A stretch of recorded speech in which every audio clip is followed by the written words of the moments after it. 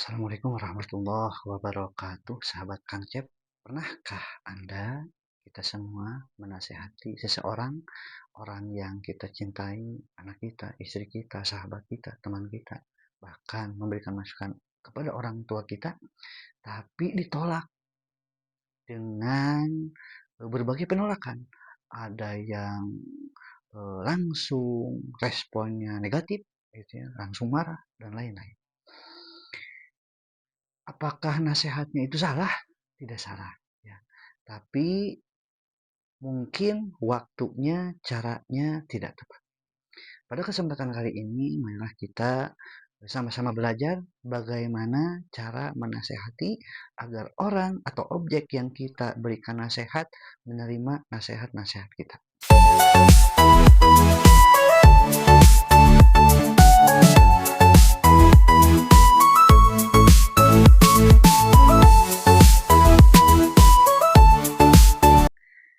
Bismillahirrahmanirrahim.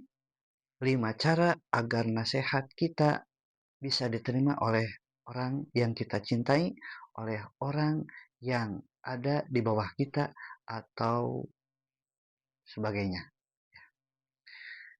Pertama, kita harus memahami bahwa manusia itu berbeda-beda. Bahkan kecerdasan itu kan banyak ya. Ada kecerdasan intelektual, ada emosional, spiritual, dan lain-lain. Dan manusia itu terkadang emosinya itu berubah-ubah. Terkadang sedang sedih, bahagia, gembira, kecewa, dan lain-lain. Nah, ketika seseorang misalnya bersedih atau sedang marah, ketika memberi nasihat, boleh jadi tidak tepat. Karena jiwanya, dirinya belum siap untuk menerima nasihat tersebut. Ya.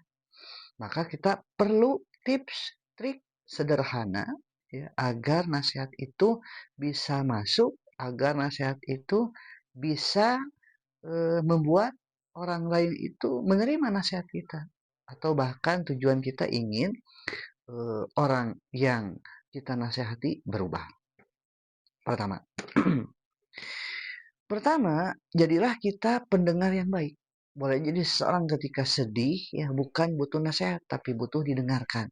Ya. Ketika seseorang marah butuh dimengerti. Kenapa dia marah begitu? Maka pertama adalah dengarkan. Ya. Sebelum kita berbicara. Bagaimana posisinya? Atau kalaulah dia sedang sedih, maka kita merasakan apa yang menjadi kesedihannya. Ketika dia kecewa, apa yang menjadikan dia kecewa tersebut. Ya, dengarkan. Jadi pendengar yang baik. Ya. Karena boleh jadi banyak orang itu untuk berkata-kata, untuk berbicara pintar sekali, begitu ya, ahli begitu. Tapi untuk mendengarkan tidak semua orang ingin begitu ya. Kedua, ketika kita ingin menasehati orang lain, orang yang kita cintai, janganlah merasa diri ini paling benar begitu. Karena boleh jadi nasihat kita mungkin untuk si A tepat, tapi untuk si B tidak begitu ya. Untuk si C perlu pendekatan-pendekatan khusus begitu ya. Jadi yang kedua, jangan merasa paling benar. Yang ketiga, gunakan bahasa yang lembut. Nah, ini saya sudah rangkum dalam sebuah buku ya dari berbagai referensi. Gunakan bahasa yang lembut. Ketika kita memberikan nasihat kepada anak kita, maka bahasa anak yang kita gunakan. Ketika memberikan nasihat kepada pasangan, maka bahasa cinta kepada pasangan yang kita gunakan. Kepada orang tua bukan memberikan nasihat, tapi memberikan masukan, begitu ya. Karena boleh jadi kalau orang tua kita dirasa digurui, ya cenderungnya bukan diterima, malah boleh jadi menolak, begitu. Dan yang keempat, pilih waktu yang tepat. Ya, ketika objek yang kita nasihati sudah pas begitu ya, dia sudah siap, maka kita berikan nasihat. Misalnya kepada anak. Nah, ambil momen-momen yang penting. Sedang perjalanan, berikan nasihat walaupun sedikit. Sebelum tidur, begitu ya. ketika perjalanan. Nah, itu bisa tepat untuk anak dan kepada pasangan juga ya, ketika pasangan sedang sedang enak begitu ya. Misalnya di pagi hari begitu ya, di sore hari yang tenang gitu ya, tidak pas riweuh begitu. Dan yang terakhir yang kelima, doakan bukan hanya kita itu memberikan nasihat begitu ya. Karena kita perlu tahu, perlu yakin bahwa perubahan itu Allah yang menjadikan ya, kun fayakun. Hidayah itu milik Allah, petunjuk itu milik Allah. Maka bagi kita ya, ketika nasihat kita ingin masuk, ingin didengarkan, ingin objek dakwah kita atau objek yang kita nasihati masuk, kita doakan ya. Berikan ya Allah, anak saya hidayah, istri saya hidayah, orang tua saya hidayah, lembutkan hatinya, begitu. Karena kita tahu dalam hadis, doa silahul mukmin. Doa itu adalah senjata orang yang beriman. Dan hindari 5 kesalahan ketika kita memberikan nasihat. Ya.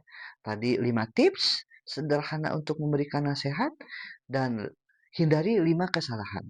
Pertama, menasehati di depan banyak orang. Nah, ini bukan memberikan nasihat, malah memberikan si orang yang kita nasihati rasa malu. Ya, kata Imam Al-Ghazali kalau tidak salah, berikanlah nasihat ketika seseorang itu sedang sendiri, jangan di depan banyak orang karena itu mempermalukan begitu.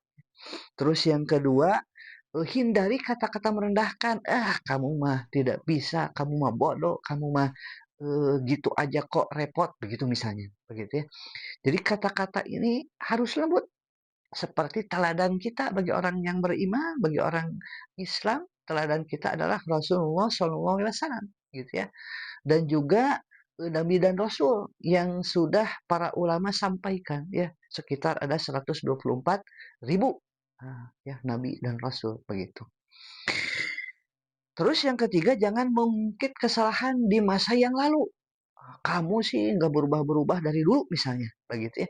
Jangan, tapi eh, kita menuju ke depan, ke masa depan. Jangan mengungkit kesalahan yang ada di masa lalu, ya. Kalau kesalahan masa lalu boleh jadi cuma evaluasi buat diri sendiri. Oh, saya melakukan kesalahan di masa lalu, jangan dilakukan lagi, begitu ya. Tapi untuk memberikan nasihat kepada orang lain, jangan mengungkit masa lalunya yang buruk misalnya gitu. Oh, gara-gara kamu nih masa lalunya buruk, jadi kayak gini aja. Gitu. Dan yang keempat, jangan berikan nasihat terlalu panjang.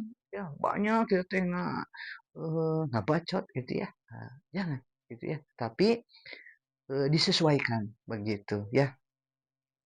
Dan yang kelima, jangan sampai kita menasihati orang lain tanpa menasihati kita sendiri atau pribadi ya. Nasihat kita kepada orang lain sejatinya adalah nasihat kepada diri sendiri ya. Itu ya 5 hal yang harus dihindari.